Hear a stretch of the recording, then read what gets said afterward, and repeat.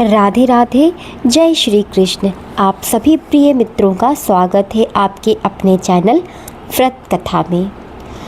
आज है वो पर्व तिथि जब भक्ति और स्नेह एक साथ एक ही आकाश के नीचे मिल रहे हैं।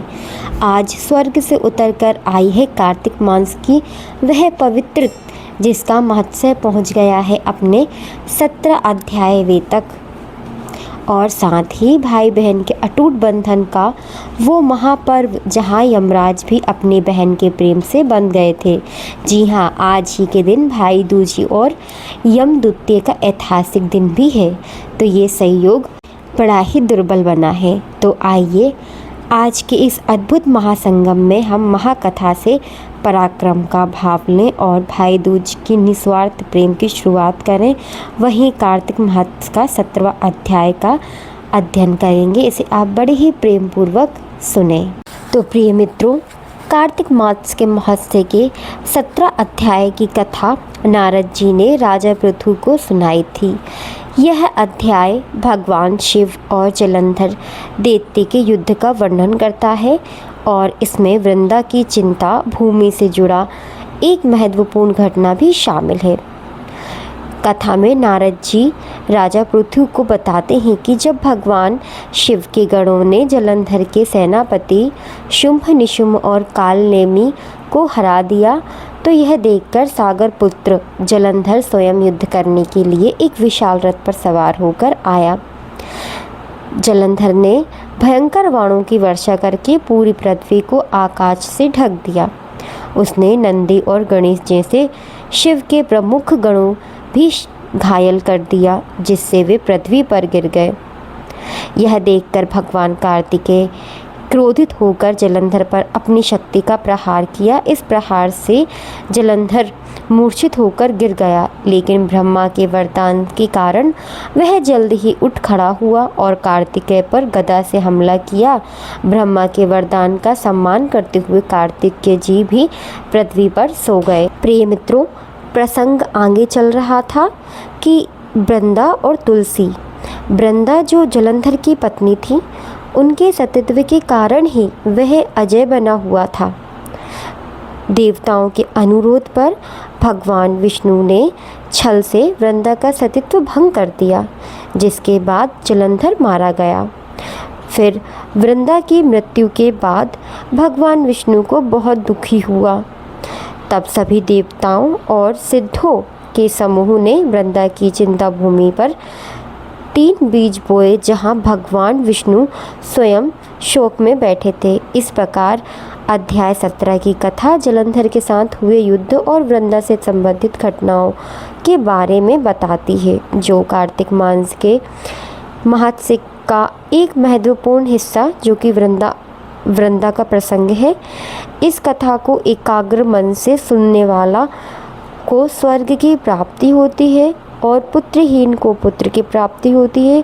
तो आइए प्रिय मित्रों, हम इसी एक हिस्से को यानी वृंदा और तुलसी का प्रसंग विस्तार पूर्वक सुनते हैं।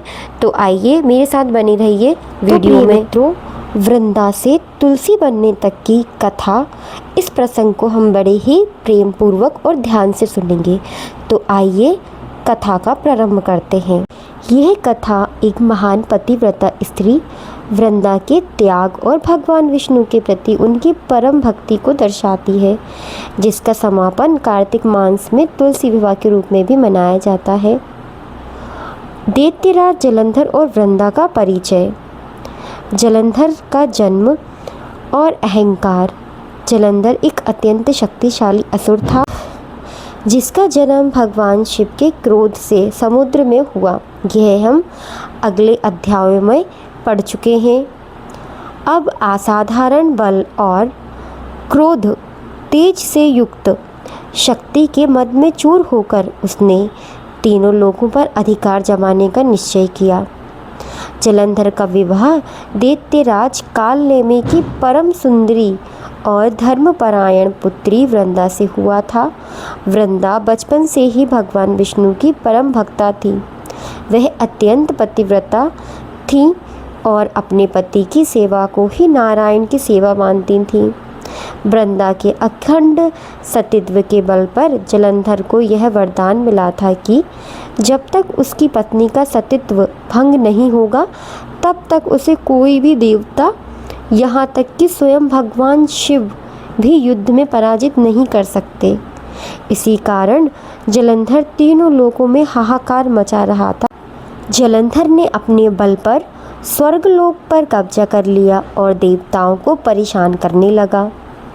उसने भगवान शिव को भी युद्ध के लिए ललकारा और यहाँ तक कि माता पार्वती को भी पाने की इच्छा जाहिर की। जब भगवान शिव और जलंधर के बीच भयंकर युद्ध हुआ तो शिव भी जलंधर को पराजित, क्योंकि वृंदा अपनी महल में संकल्प कर रही थी और बैठी हुई थी कि उसके पति की रक्षा की जाए और घोर तपस्या कर रही थी। सभी देवता में हाहाकार मचा।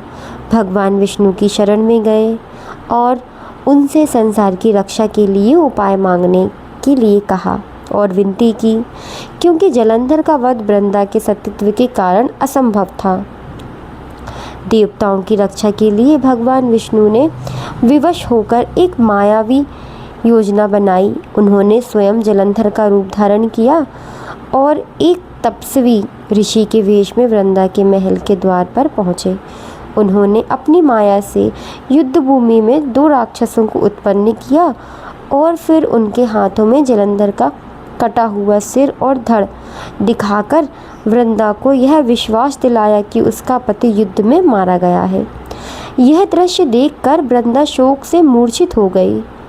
होश में आने पर वह रोने लगी और उस ऋषि यानी विष्णु भगवान से अपने मृतक पति को जीवित करने की प्रार्थना की। इसके बाद जलंधर का रूप धारण किए हुए भगवान विष्णु ने छल से वृंदा के साथ पति का व्यवहार किया। जैसे ही वृंदा ने उन्हें स्पर्श किया, उनका सतीत्व खंडित हो गया। जैसे ही वृंदा का सतीत्व भंग हुआ, युद्ध भूमि में जलंधर का सारा बल समाप्त हो गया और भगवान शिव ने तुरंत अपने त्रिशूल से उनका वध कर दिया। जब वृंदा को इस छल का पता चला कि उसके सामने उनका पति नहीं बल्कि भगवान विष्णु थे, तो वह अत्यंत क्रोधित हुई। उन्होंने अपने पतिव्रता शक्ति से भगवान विष्णु को पाषाण यानी पत्थर का बना दिया, बन जाने का श्राप दिया और कहा, जैसे तुमने मेरे साथ छल करके मुझे पति वियोग दिया है, उसी प्रकार तुम भी अपनी प्रिया से दूर रहोगे। इस श्राप के प्रभाव से भगवान विष्णु तुरंत पत्थर के हो गए, जिसके बाद वह शालिग्राम कहा गया। देवताओं में हाहाकार मच गया। देवताओं की प्रार्थना पर वृंदा का क्रोध शांत हुआ और उन्होंने अपना श्राप वापस ले लिया। इसके बाद वृंदा ने अपने पति जलंधर के वास्तविक मृत शरीर को लेकर अग्नि में प्रवेश कर आत्मदाह करी और सती हो गई। अब आता है दूसरा प्रसंग, बीज रोपण यानी वृंदा से तुलसी का जन्म। वृंदा के त्याग और पवित्रता से प्रभावित होकर भगवान विष्णु अत्यंत दुखी और लज्जित हुए। वे वृंदा की चिता की जो राख पर लंबे समय तक विलाप करते रहे। उन्होंने स्वयं वृंदा की भस्म यानी राख से एक सुंदर पौधा उत्पन्न किया। उन्होंने वृंदा को यह वरदान दिया, हे वृंदा, तुम मेरे लिए सदा पूजनीय रहोगी। आज से तुम्हारा यह पौधा तुलसी के नाम से जाना जाएगा। तुम मेरे सिर पर स्थान पाओगी और तुम्हारे बिना मेरा कोई भी भोग या पूजन स्वीकार नहीं होगा। जहाँ तुम होगी वहाँ मैं भी रहूँगा। भगवान विष्णु ने यह भी घोषणा की कि वृंदा के श्राप के कारण पत्थर बने उनके स्वरूप शालिग्राम का विवाह हर वर्ष कार्तिक मास में वृंदा के रूप में श्री तुलसी जी से होगा। कार्तिक महोत्सव की कुछ कहानियाँ। इसमें भक्तगण इस कथा को सुनते हैं कि कैसे एक पतिव्रता वृंदा ने अपने त्याग और भक्ति से पूज्यता की प्राप्ति की। आप यह बता सकती हैं कि कार्तिक मास में तुलसी की पूजा का महत्व इसलिए बढ़ जाता है क्योंकि स्वयं भगवान विष्णु ने उन्हें वरदान दिया था। इस कथा का चरमोत्कर्ष कार्तिक शुक्ल एकादशी द्वादशी को तुलसी विवाह के रूप में भी होता है, जब भगवान विष्णु जी शालिक रूप में आते हैं और तुलसी वृंदा के स्वरूप में उनका विवाह होता है। यह उत्सव बताता है कि कैसे वृंदा का तप और प्रेम अमर हो गया। यह कथा इस बात का प्रतीक है कि छल से भी किया गया धर्म का कार्य अतः सर्वोच्च प्रेम और भक्ति का मार्ग ही। आइए इसी के साथ हम कार्तिक मास के प्रमुख कथा का भी श्रवण करते हैं। तो कार्तिक में कही जाने वाली कहानी का नाम है पंचभीकम की कहानी। बड़ी ही प्यारी कहानी है ये कार्तिक में जो कही जाती है, ध्यानपूर्वक इसका भी श्रवण करें। एक साहूकार की बेटी की बहू थी जो बहुत सुबह उठकर कार्तिक के महीने में रोजाना गंगा जी नहाने जाती थी। पराये पुरुष को मुंह नहीं देखती। एक राजा का लड़का था। जब भी रोजाना गंगा जी नहाने जाता और सोचता कि मैं इतनी सुबह नहाने आता हूँ तो भी मेरे से पहले कौन नहा लेता है। 5 दिन कार्तिक के रह गए। उस दिन साहूकार की बहू तो नहा के जा रही थी। राजा का लड़का आ रहा था। खुड़का सुनकर वह जल्दी जल्दी जाने लगी तो उसकी माला मोचड़ी छूट गई। राजा आया तो उसने देखा किसी की माला मोचड़ी छूट गई। उसने देखकर सोचा कि माला मोचड़ी इतनी सुंदर है तो इसे पहनने वाली कितनी सुंदर होगी।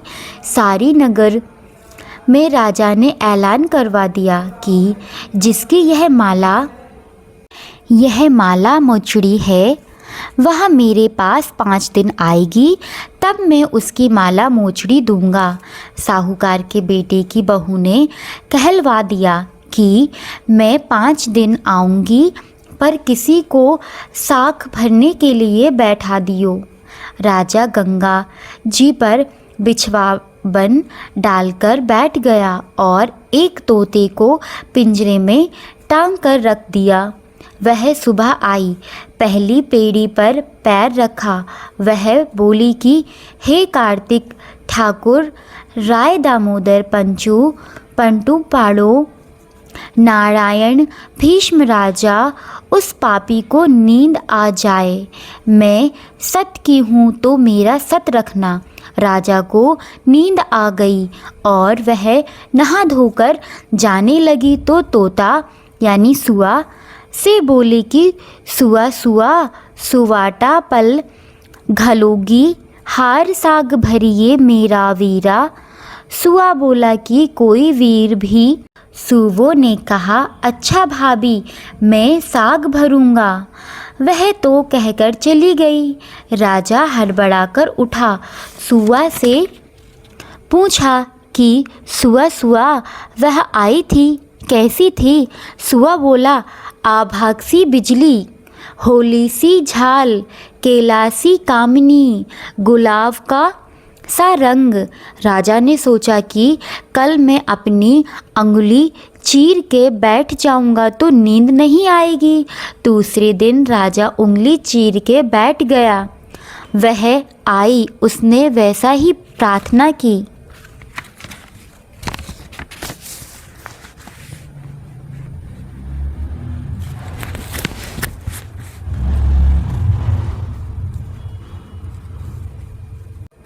बस उसको नींद आ गई और वह नहा के जाने लगी तो सुआ ने साक भर दी। राजा ने उठते ही फिर सुआ से पूछा तो सुआ ने कल जैसा ही जवाब दे दिया। उसने सोचा कल तो मैं आँख में मिर्ची डालकर बैठ जाऊंगा। तीसरे दिन आँख में मिर्च डालकर बैठ गया।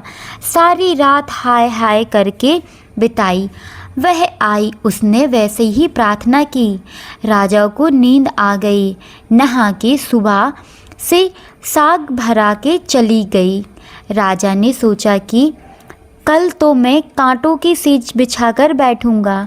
चौथे दिन वह कांटों की सेज पर बैठकर हाय हाय करता रहा, पर जब वह आई उसको नींद आ गई। वह प्रार्थना करके नहाकर सुबह से साग भरा के चली गई। 5वें दिन राजा आग जलाकर उसकी राख पर बैठ गया। वह उस दिन भी प्रार्थना करती आई कि आज भी मेरा सत राख दीजो।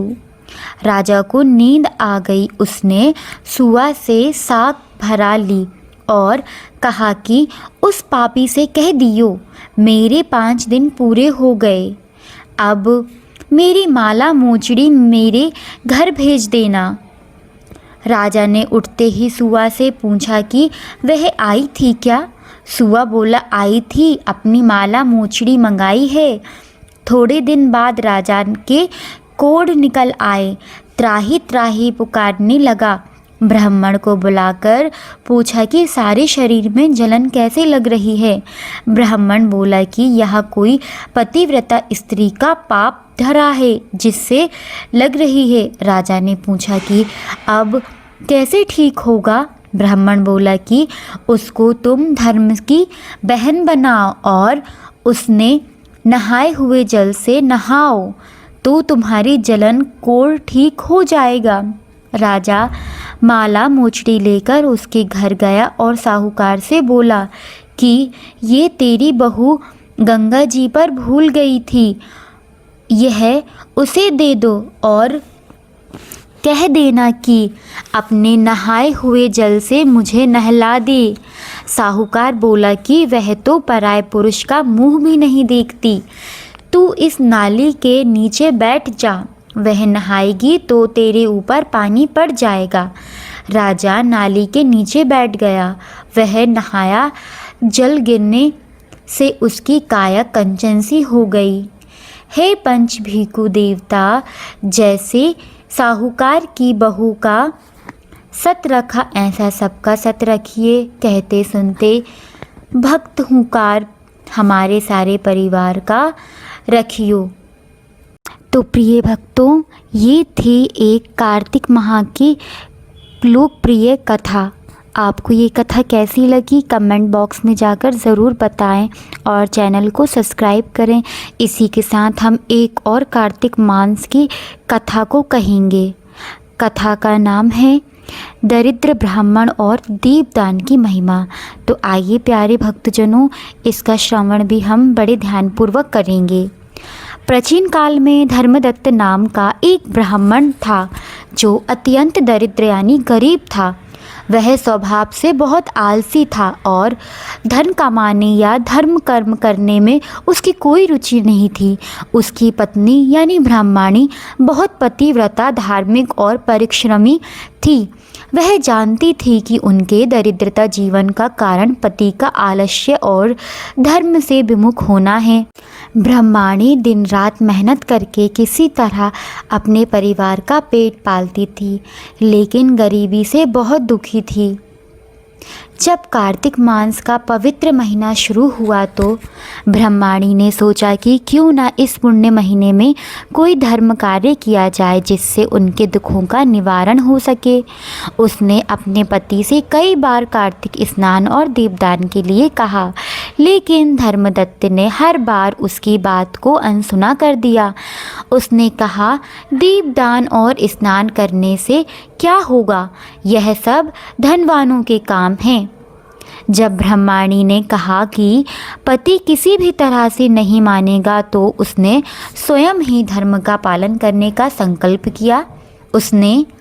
उसके पास धन तो था ही नहीं, इसलिए उसने निश्चय किया कि वह प्रतिदिन सुबह उठकर गली मोहल्ले की सफाई करेगी और कूड़ा निकालेगी, उसे बेचकर 1 पैसा कमाएगी। ब्राह्मणी ने कार्तिक मास में यही नियम रखा। वह प्रतिदिन प्रातः काल उठकर स्नान करती, फिर मेहनत से कूड़ा बीनती। उस कूड़े को बेचकर जो 1 पैसा मिलता उससे वह मिट्टी का एक छोटा दिया और थोड़ा सा तेल बाती खरीदती। वह दियों को स्वयं अपने हाथों से तैयार करती, उसे शुद्ध करती और भगवान विष्णु के समक्ष या तुलसी के पौधे के नीचे प्रज्वलित कर देती। उसका यह एकमात्र दीपदान ही उसकी संपूर्ण श्रद्धा और भक्ति का प्रतीक था। वह प्रतिदिन दीपदान करते हुए भगवान से प्रार्थना करती, हे प्रभु, मैं दरिद्र हूँ, मेरे पास आपको देने के लिए कुछ भी नहीं।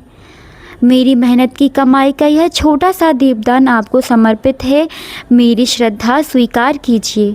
कार्तिक मास समाप्त हुआ। चूँकि ब्रह्माणी ने अत्यंत निष्ठा और परिश्रम से दीपदान का व्रत किया था, उसके पतिव्रता धर्म और भक्ति के पुण्य से धर्मदत्त के भाग्य में परिवर्तन हुआ। एक दिन धर्मदत्त जंगल में भटक रहा था, तभी उसे अचानक एक जगह गड़ा हुआ खजाना मिला। वह खजाना लेकर घर आया, जिससे उसकी गरीबी दूर हो गई। जब ब्रह्माणी ने यह देखा तो वह समझ गई कि यह सब कार्तिक मास के किए गए दीपदान का पुण्य है। जब ब्रह्माणी ने पति को धार्मिक कार्यों में लाना चाहा तो धर्मदत्त ने भी फिर भी पहले की तरह टाल मटोल किया। तब एक रात भगवान विष्णु धर्मदत्त के स्वप्न में दर्शन दिए और कहा, हे धर्मदत्त, तुम अत्यंत भाग्यशाली हो। तुम्हारी पत्नी ने निष्ठापूर्ण दीपदान के कारण ही तुम्हें यह धन प्राप्त हुआ है। उस पतिव्रता की पुण्य से तुम दरिद्रता से मुक्त हुए हो। अब तुम भी धर्म कर्म में रुचि लो। भगवान के दर्शन और उपदेश से धर्मदत्त की आंखें खुल गईं। उसने अपनी पत्नी से क्षमा मांगी और उस दिन से वह भगवान की भक्ति और दान पुण्य में लग गया। तो बोलिए भगवान श्री हरि विष्णु की जय, बोलिए पतिव्रता धर्म की जय। प्रिय भक्तों, यह कथा हमें सिखाती है कि कार्तिक मास में दीपदान कितना महत्व है। यह आवश्यक नहीं कि दान विशाल हो, बल्कि यह आवश्यक है कि वह श्रद्धा और परिश्रम से किया गया हो। जिस प्रकार दरिद्र ब्रह्माणी ने मात्र 1 पैसे से दीपदान अपने और अपने पति के जीवन से दरिद्रता दूर कर दी, उसी प्रकार आप सभी सच्चे मन से कार्तिक मास के नियमों का पालन करें। अगर यह कथा आपको पसंद आई हो तो लाइक, शेयर, कमेंट और कमेंट में जय हरि अवश्य ही लिखें। आइए प्रिय भक्तजनों, अंत में श्री जी की आराधना और गायन करते। तुलसी माता सब जग की सुखदाता, जय जय तुलसी माता सब सुख की दाता। सब योगों के ऊपर, सब रोगों के ऊपर, सब योगों के ऊपर, सब रोगों के ऊपर, जय जय तुलसी माता। रुज से रक्षा करके भव त्राता, रुज से रक्षा करके भव त्राता। जय जय तुलसी माता, जय जय तुलसी माता। वटुपुत्र है श्यामा, सुरबल्ली गामा, बटिपुत्र है श्यामा, सुरबल्ली है ग्रामा। विष्णु प्रिय जो तुमको सेवे, सो नर नर तर ताजा। विष्णु प्रिय जो तुमको सेवे, सो नर तर जाता। जय जय तुलसी माता, जय जय तुलसी माता। हरि के शीश विराजत, त्रिशूल से होती वंदित, त्रिभुवन से होती वंदित। पातित जन की तारिणी विख्याता, जय जय तुलसी माता, जय जय तुलसी माता। लेकर जन्म विजन्म में आई दिव्या भवन में, लेकर जन्म विजन्म में आई दिव्या भवन में। मानव लोक तुमसे सुख संपत्ति पाता, मानव लोक तुम्ही से सुख संपत्ति पाता। जय जय तुलसी माता, जय जय तुलसी माता।